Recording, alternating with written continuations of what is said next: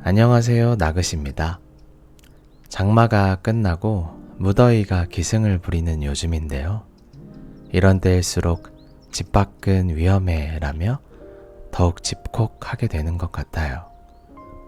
저는 교보문고에 가서 책을 구경하고 사는 것을 좋아하는데요.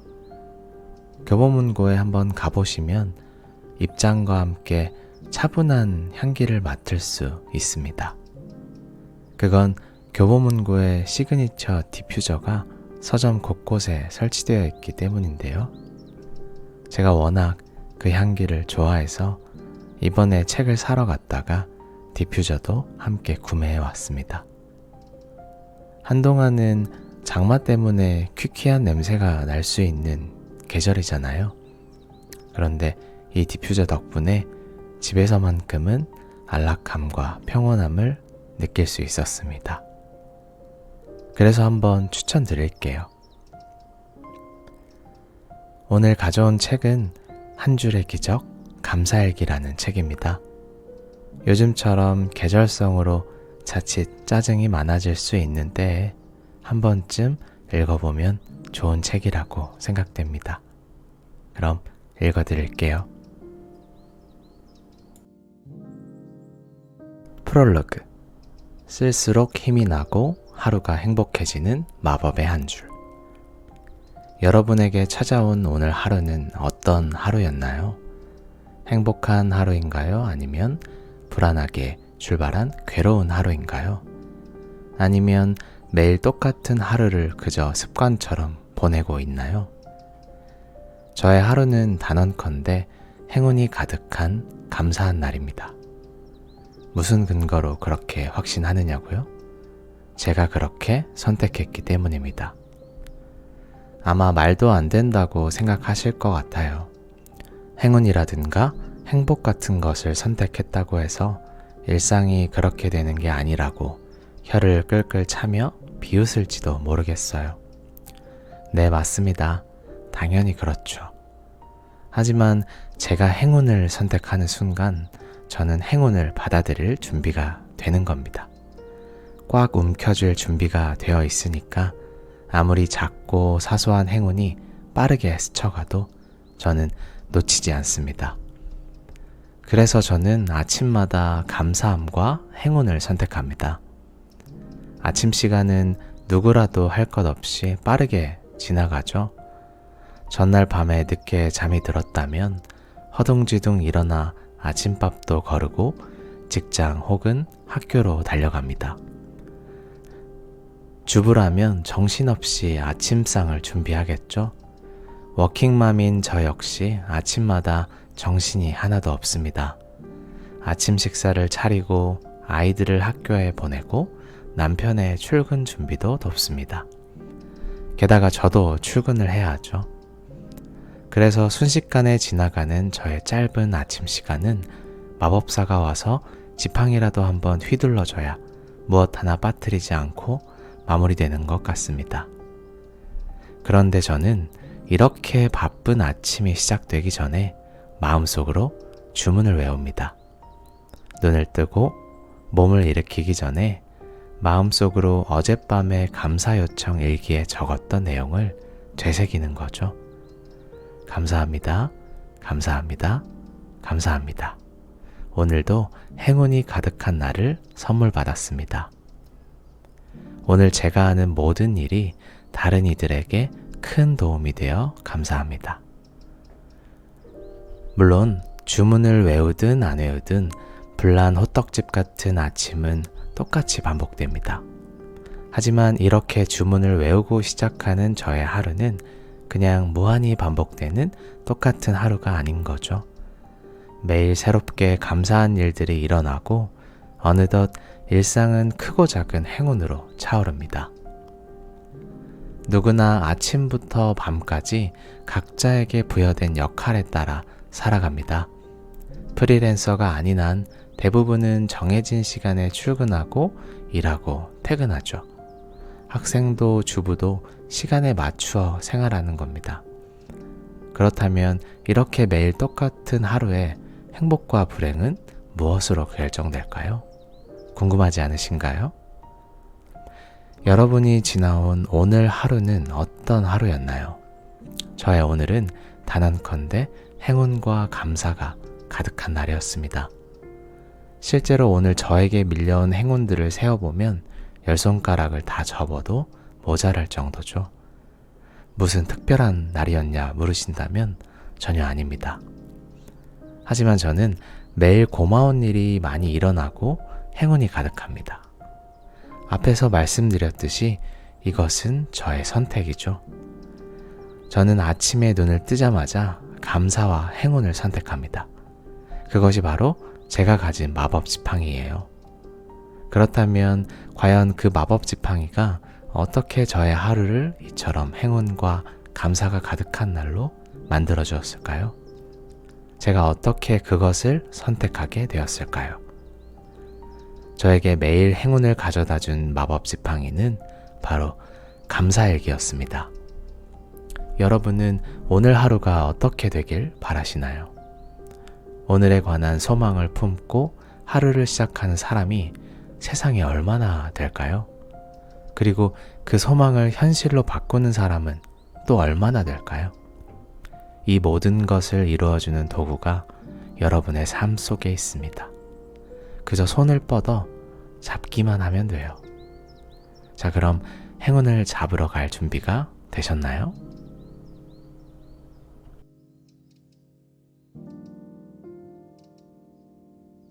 파트 1. 감사일기로 삶의 기적을 만들기. 하루 한 줄로 행운과 기적을 끌어당기다. 행복 대 불행.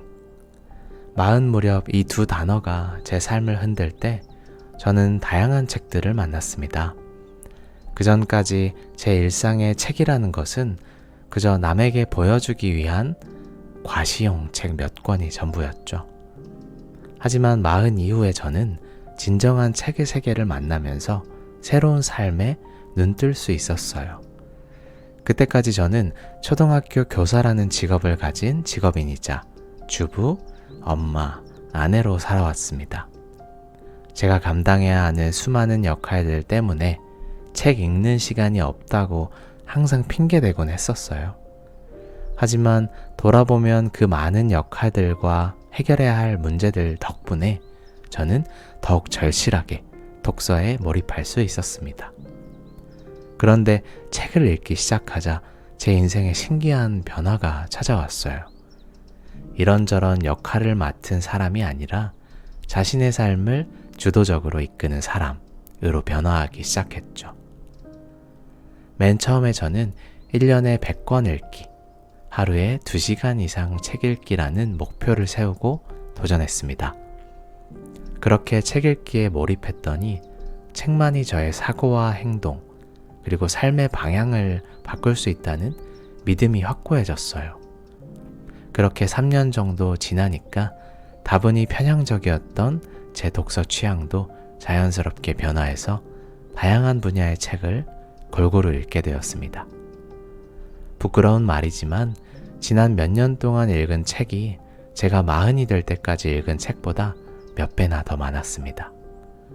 덕분에 사고체계가 변화하기 시작했고 머릿속에서는 책들이 서로 네트워크를 만들어서 융합되었죠. 땡스라고 말하고 기빙으로 주는 것. 독서를 통해 제 생각과 의식의 흐름이 조금 바뀌긴 했지만 그래도 제 삶이 크게 달라진 것 같지는 않았습니다. 물론 책을 읽으면서 지식이 쌓이고 간접적으로 경험하는 세상이 넓어지는 기쁨을 느끼긴 했었어요. 하지만 책을 아무리 많이 읽어도 제 삶이 어디로 가는 것인지 방향이 잡히지는 않는 듯 했습니다. 그렇게 또 약간의 슬럼프를 겪으며 시간을 무심히 흘려보냈죠. 그러던 어느 날 저는 데보라 노빌의 감사함의 힘이라는 책을 읽었습니다. 감사함이라는 감정을 느끼지 못하고 살아온 저는 그 책을 통해 새로운 삶의 방향을 발견한 것이었어요. 과연 나는 감사함을 충분히 느끼고 표현하며 사는 걸까? 저는 저 자신과의 대화를 하기 위해 감사일기를 쓰기 시작했습니다. 그리고 감사일기를 쓰기 시작하자 저의 하루는 완전히 달라지기 시작했어요. 독서가 제 사고체계에 변화를 가져다 주었다면 감사일기는 제 마음의 체계를 변화시켰습니다. 사람들이 언제 감사합니다, 고맙습니다 라고 말할까요? 누군가에게 무엇을 받을 때, 누군가가 내가 원하는 것을 해줄 때 습관적으로 말합니다. 업무적인 전화통화를 마칠 때나 가게에서 영수증을 받을 때처럼 그저 입술만 움직여서 타성적으로 감사하다고 말하는 경우도 있습니다. 그런데 제가 감사일기를 쓰고 나서 알게 된 것은 그런 습관적인 말은 진정한 감사가 아니라는 사실입니다. 진정으로 감사함이라는 감정을 느끼기 위해서는 아주 작고 사소한 일에도 마음 깊이 고마움을 느끼고 적극적으로 표현해야 합니다. 버릇처럼 튀어나오는 말이 아니라 진정성과 감동이 바탕에 깔린 표현 말이죠. 그리고 목적을 가진 감사 혹은 나에게 어떤 도움이 될까를 계산하는 감사는 진정한 감사가 아닙니다. 그것은 타인에게 진정으로 감사하는 태도와는 다른 감정입니다. 영어로 감사라는 말은 땡스기빙입니다. 흔히 쓰이는 땡스보다 좀 더 격식을 갖춘 표현이죠. 어떤 신문 칼럼에서 땡스기빙의 뜻을 땡스라고 말하고 기빙으로 주는 것이다 라고 풀이한 것을 보고 저는 머리를 한 대 맞은 듯 했습니다. 내가 살아온 지난 40년의 세월 속에 진정한 감사함이 있었던가? 저는 스스로에게 여러 번 되물을 수밖에 없었어요. 도덕적 행위는 연습을 통해서 완성되어 간다고 합니다. 감사도 연습이 필요해요. 저는 감사일기를 연습하면서 감사하기를 몸으로 체득해 나갔습니다. 그런데 처음에는 매일 쓰지 못했고 쓰고 싶은 날만 간간히 썼죠. 그렇게 내킬 때만 드문드문 쓰다 보니 긍정적인 마음이나 감사한 마음을 가슴 깊이 지니려고 해도 잘 되지 않았습니다. 감사일기를 지속시킬 만한 의지 혹은 내면의 힘이 부족했기 때문입니다. 감사일기를 지속시킬 수 있는 힘은 독서이고 독서를 지속시키는 힘은 감사일기입니다. 뒤에서 더 자세히 소개하겠지만 감사일기를 습관으로 만드는 한 가지 비법을 먼저 소개하자면 바로 독서입니다. 저는 책 읽기를 통해서 내면의 힘을 조금씩 키워나갔고 책에서 얻은 교훈이나 감동에 대해 감사하는 내용을 감사일기에 적기 시작했어요. 결과적으로 감사일기를 매일 쓰는 습관이 신압으로 자리 잡았고 책을 더욱 깊이 읽게 되었습니다. 또한 감사와 관련된 여러 가지 책을 읽고 감사일기 작성법에 대해 저 나름의 원칙을 만들 수 있었습니다. 감사일기 작성의 7가지 원칙은 이 책의 3부에서 자세히 설명드릴게요. 365일 눈 뜨는 순간부터 감사하다. 이렇게 독서와 감사일기가 만나자 저 자신은 물론 제 주변 사람들까지도 긍정적으로 변화하기 시작했습니다. 가장 먼저 일어난 변화는 제가 제 모습을 직시한 거죠. 함부로 뱉은 거친 말, 쌀쌀 맞은 말투, 그 말 속에 들어있는 부정적인 의미들. 평소에는 잘 지내다가도 어떤 문제가 생기면 그 순간을 참지 못하고 버럭 화내기 등 저는 그제서야 그런 제 모습을 있는 그대로 바라보기 시작했어요. 현실을 직시하니까 문제가 무엇인지 선명하게 보였고 어떻게 고쳐야 할지도 쉽게 알 수 있었습니다. 그렇게 감사일기와 독서는 저라는 사람의 본질을 좀 더 둥글둥글하게 만들어 주었고 그 속에 사랑, 믿음, 고마움을 가득 채워주었어요. 제 몸과 마음에 변화가 일어나자 주변 사람들도 변하기 시작했습니다. 남편과 아이들은 물론이고 동료 선생님들, 학생들, 이웃들, 친구들. 제가 바뀌자 자연스럽게 그들이 저에게 주기 시작했습니다. 제가 그들에게 원했던 일들을, 그들이 저에게 해주기를 간절히 바랐던 일들을 말입니다. 감사일기를 쓰면 쓸수록 저는 제 모든 시간과 공간, 365일이 행운과 기적이라는 사실을 알게 되었어요. 함께하면 더 즐겁고 더 행복하게, 더 멀리 갈 수 있습니다. 평범한 일상이 기적과 행운으로 바뀌는 이 비법을 사람들에게 전하고 싶었지만 처음에는 누구에게도 말하기가 어려웠어요. 감사일기와 독서가 제 삶을 변화시킨 도구였지만 그것을 타인에게까지 강요할 수는 없는 노릇이었기 때문입니다. 하지만 아주 가까운 사람들과는 조심스럽게 이것을 나누고 싶었어요. 책 이야기, 감사함에 대한 이야기 등을 나누었던 멘티님들과 감사일기를 공유하면서 감사의 자기장은 증폭되었습니다. 누군가와 함께한다는 것은 매우 큰 힘이 되었고 저는 더 열심히 감사일기를 쓰게 되었어요.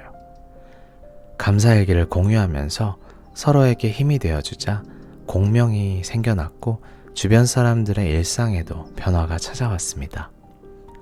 그저 누구나 쓸 수 있는 하루 몇 줄의 감사일기를 통해서 그리고 독서를 통해서 삶이 달라지는 것을 서로 느낄 수 있었죠. 저는 변화를 원하는 이들에게 마음을 열고 바라보면 삶 자체가 기적이라는 것을 알려주는 마법 지팡이를 드리고 싶습니다. 물론 한 권의 책으로 우리의 인생이 바뀌지는 않습니다. 또한 감사일기를 한두 번 썼다고 해서 인생이 달라지는 것도 아니죠. 하지만 부단한 독서와 감사일기가 어떤 임계점을 돌파하는 순간 상상도 하지 못했던 일들이 눈앞에 펼쳐질 거라고 확신합니다. 저는 오늘도 기적과 행운이 가득할 하루를 기대하면서 눈 뜨는 순간 침대에서 아주 낮은 목소리로 읊조립니다. 감사합니다. 감사합니다. 감사합니다. 감사함을 말하는 나의 목소리에 한 번 더 감사하며 하루를 시작합니다. 저는 지금 아주 행복합니다.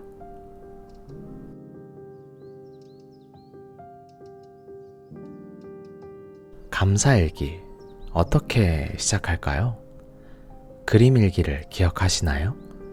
대한민국에서 초등학교를 다녀본 사람들은 대부분 써봤을 거예요. 학년이 올라가면 그림은 빼고 그냥 글로만 쓰는 생활일기로 바뀝니다. 방학 중에도 일기 쓰기가 있는데 매일 검사받는 게 아니다 보니 개학날이 가까워질 때 밀린 일기를 써본 기억들이 다들 있을 거예요.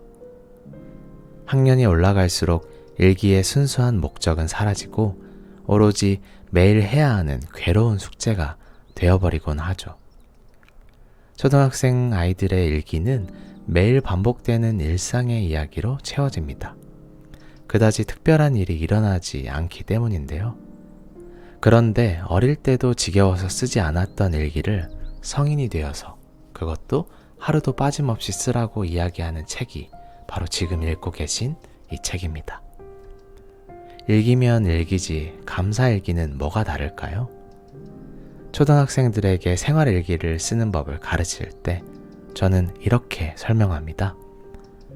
그날 경험한 일들 중에 가장 중요한 일이나 인상 깊었던 일 한 가지를 골라 주제를 정하고 그것에 대해 느낀 점이나 반성할 점에 대해 써보라고 말입니다. 제목도 한 줄 뽑아보고 가급적이면 경험한 일의 기승전결을 짜임새 있게 써보라고도 합니다. 그 외에도 거짓 없이 솔직하게 쓰자, 매일 되풀이되는 것은 가급적 쓰지 말자, 미루지 말고 꼬박꼬박 쓰자 등을 이야기합니다. 생활일기의 목적은 일상을 되돌아보면서 거기에서 깨달음을 얻는 것이니까요. 이제까지 이야기했던 감사일기는 생활일기와 비교해 3가지의 차이점이 있습니다. 첫 번째 차이점은 주제가 하나가 아니라 여러 가지라는 것이죠. 초등학교 때 쓴 일기는 한 가지 주제를 정하고 그것에 대해 이야기를 풀어갑니다. 하지만 감사일기는 감사한 일을 찾아 적는 것이기 때문에 20가지도 넘게 쓸 수 있습니다. 자신의 행동부터 주변에서 일어난 일까지 감사한 것을 모조리 적습니다. 두 번째 차이점은 모든 주제가 감사함으로 마무리된다는 것입니다. 생활일기가 그날 하루를 반성하고 느낀 점이나 배울 점을 찾는 것이라면 감사일기는 반성해야 하는 일이든 후회스러운 일이든 모든 주제에 대해 감사함을 느끼는 것으로 마무리합니다. 반성일기가 아니니까 반성보다는 감사에 초점을 맞추는 거죠. 세 번째 차이점은 미래에 대한 감사 요청 일기까지 포함된다는 것인데요. 생활일기가 그날 하루의 반성과 성찰의 의미를 두는데 감사일기는 거기다 추가로 미래에 대한 감사까지 미리 요청하고 준비합니다. 제가 여러 시행착오를 거치면서 완성한 감사일기 작성의 7가지 원칙은 아래와 같습니다. 첫 번째, 하루 한 줄이라도 좋으니 매일 써라. 두 번째, 주변의 모든 일을 감사하라. 세 번째, 무엇이 왜 감사한지를 구체적으로 작성하라. 네 번째, 긍정문으로 써라. 다섯 번째, 때문에가 아니라 덕분에라고 써라. 여섯 번째, 감사 요청 일기는 현재 시제로 작성하라. 일곱 번째, 모든 문장은 감사합니다로 마무리하라. 저는 이 중에서 5번째 원칙, 때문에가 아니라 덕분에로 써라를 읽어드릴게요. 아침에 알람 소리를 듣고 눈을 떴습니다.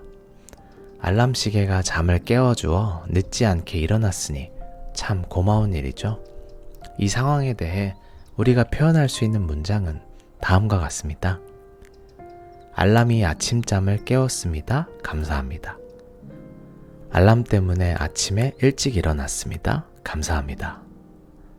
알람 덕분에 아침에 일찍 일어났습니다. 감사합니다. 이 중에서 알람 시계가 주는 감사함이 가장 잘 느껴지는 것은 어떤 문장인가요? 저는 세 번째 문장 같아요. 앞에서 살펴본 것처럼 일기를 쓰다 보면 평소의 언어 습관이 그대로 묻어나옵니다. 그런데 감사일기는 그냥 일기가 아니기 때문에 평소처럼 쓰고 싶은 대로 써서는 안 됩니다. 우리가 감사일기를 쓰는 목적은 감사함을 마음에 심고 마음 체계를 변화시키고자 하는 것이기 때문입니다. 그렇다면 감사일기는 감사함을 담은 글이 되도록 하는 전술을 가지고 써야 합니다. 버려진 섬마다 꽃은 피었다. 버려진 섬마다 꽃이 피었다. 칼의 노래의 첫 문장입니다. 읽어보셨다면 둘 중 어느 쪽이었는지 기억하시나요? 아직 읽지 않은 분들도 한번 맞춰보세요. 어느 쪽일까요? 저도 예전에 이 책을 읽을 때는 모르고 그냥 읽었던 것 같아요. 김훈 작가님의 바다의 기별이라는 책에서 꽃은 피었다와 꽃이 피었다 사이에서 엄청나게 고민을 했었다는 이야기를 읽었습니다. 저는 급하게 칼의 노래를 찾아서 첫 장을 다시 읽어보았죠. 조사, 은과 이의 쓰임이 다르다는 것을 국어 시간에 분명히 배우셨을 거예요. 하지만 생각 없이 살다 보니 조사에 따라 문장의 느낌이 어떻게 다른지 그 차이에는 별로 신경을 쓰지 않았던 것 같아요. 글쓴이가 문장에서 전달하고자 하는 의미가 어떤 것인가에 따라 조사의 선택이 달라집니다. 이 두 문장 중에서 꽃이 피었다는 물리적인 사실을 객관적으로 진술한 것이고 꽃은 피었다는 객관적 사실에 추가적으로 지은이의 정서까지 포함된 문장입니다. 그래서 김훈 작가님이 선택한 것은 꽃이 피었다 였습니다. 아마도 그 장면에서 전달하고자 했던 것은 정서가 아니라 단순한 물리적 사실이었나 봐요. 감사일기를 쓸 때 처음에는 감사하다는 표현들이 제 마음에 별로 와닿지는 않았어요. 그저 감사하다고 말한 것 뿐이었죠. 감사하다. 왜냐면 감사하니까. 이런 식이었습니다. 물론 앞뒤의 인과관계가 맞지 않아도 괜찮습니다. 그저 감사하다라고 써도 됩니다. 쓰지 않는 것보다는 쓰는 것이 수백 배 더 좋은 일이기 때문인데요. 그러던 어느 날 저는 제 감사일기에 때문에와 덕분에라는 단어가 자주 등장함을 알게 되었어요. 감사에는 언제나 인과관계가 성립합니다. 그래서 원인과 결과를 설명하기 위해 때문에를 자주 사용하게 되죠. 그런데 이 때문에라는 단어는 부정적인 진술에서도 쓰이고 긍정적인 진술에서도 쓰입니다. 앞에서 꽃이 피었다의 조사 2와 마찬가지로 때문에 역시 인과관계를 객관적으로 전달하는 말입니다. 알람 때문에 잠에서 깨어났다. 이 문장만 놓고 보면 좋고 싫은 것이 없습니다. 하지만 이 문장 뒤에 아래와 같은 문장이 따라오면 어떻게 될까요? 알람 때문에 잠에서 깨어났다. 그래서 일을 빨리 시작했다. 알람 때문에 잠에서 깨어났다. 그래서 너무 피곤했다. 첫 번째 문장은 알람이 주는 감사함을, 두 번째 문장은 알람이 주는 괴로움을 나타냅니다. 그런데 이 문장을 알람 덕분에 잠에서 깨어났다라고 하면 어떻게 될까요? 그럴 경우 뒤에 따라오는 말이 긍정적인 의미여야 어색하지 않습니다. 덕분이라는 명사는 베풀어준 은혜나 도움을 뜻하는 말이기 때문인데요.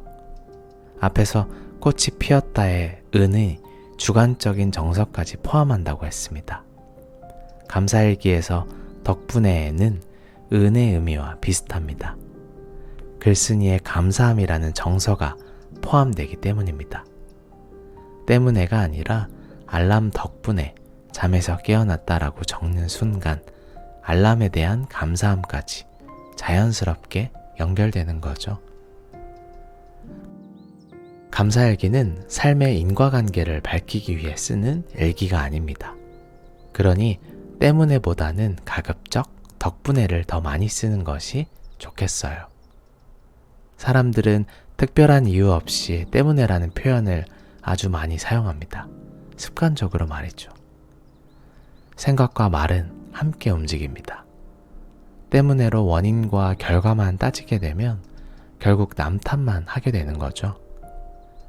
감사일기는 우리의 주변에 있는 모든 것, 자연, 사회, 사람, 상황, 사물 등 덕분에 우리가 잘 살고 있고 많은 문제가 해결됨을 감사하기 위해 쓰는 것입니다.